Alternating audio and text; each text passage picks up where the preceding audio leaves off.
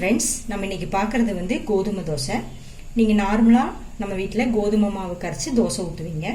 ஆனா நம்ம இன்னைக்கு பார்க்கிறது வந்து ஒரு முழு கோதுமையில வந்து நம்ம தோசை செய்ய போறோம். இது வந்து நல்லா டேஸ்டா இருக்கும். குழந்தைகளுக்கு வந்து ரொம்ப நல்லது. முழு கோதுமையில நிறைய சத்துக்கள் வந்து கிடைக்குது. இதுக்கு தேவையான பொருட்கள் என்னன்னு பார்த்தோம்னா கொஞ்சம் மிளகு, கொஞ்சம் சீரகம், 10 வரமிளகாய், கொஞ்சம் பெருங்காயத்தூள், கொஞ்சம் கருவேப்பிலை, சிறிதளவு தேவையான அளவு உப்பு. இதை வந்து நம்ம இப்போ இந்த முழு கோதுமையை வந்து தண்ணி விட்டு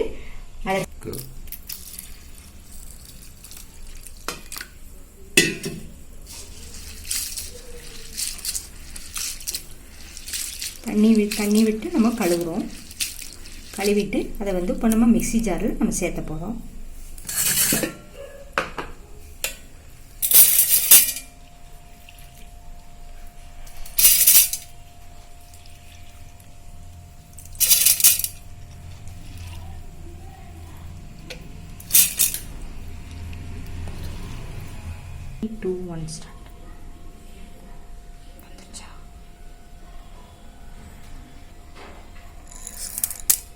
மிளகு நம்ம சேர்த்தியாச்சு. அடுத்து வந்து 1.5 ஸ்பூன் சீரகம் சேர்த்துறோம். 1 ஸ்பூன் பெருங்காயத்தூள் சேர்த்துக்கிறோம். ஒரு 10 போல வரமிளகா ஆட் பண்ணியாச்சு. கொஞ்சம் கருவேப்பிலையை சேர்த்துறோம்.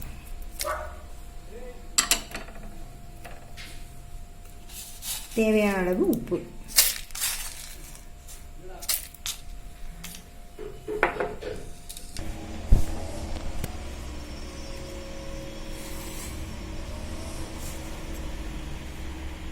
வந்து நல்லா குறைன்னு அரைச்சாச்சு.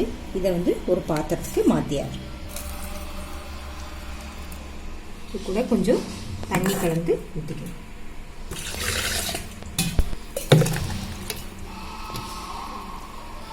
தோசை மாவு பதத்துக்கு கரைச்சிக்கணும்.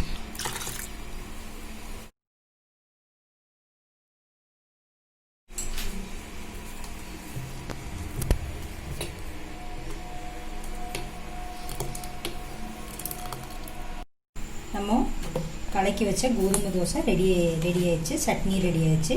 இப்போ தோசை நம்ம ஊற்றிக்கலாம்.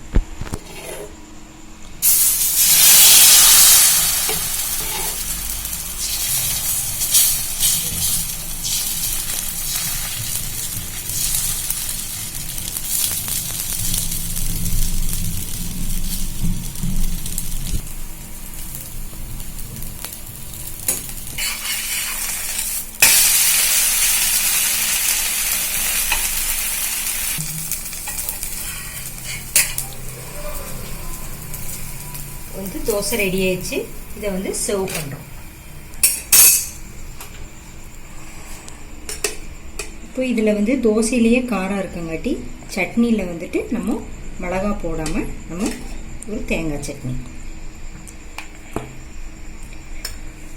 ஒரு புதினா சட்னி,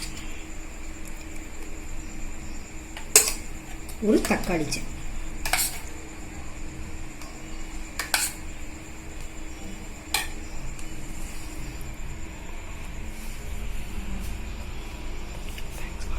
Thanks for watching.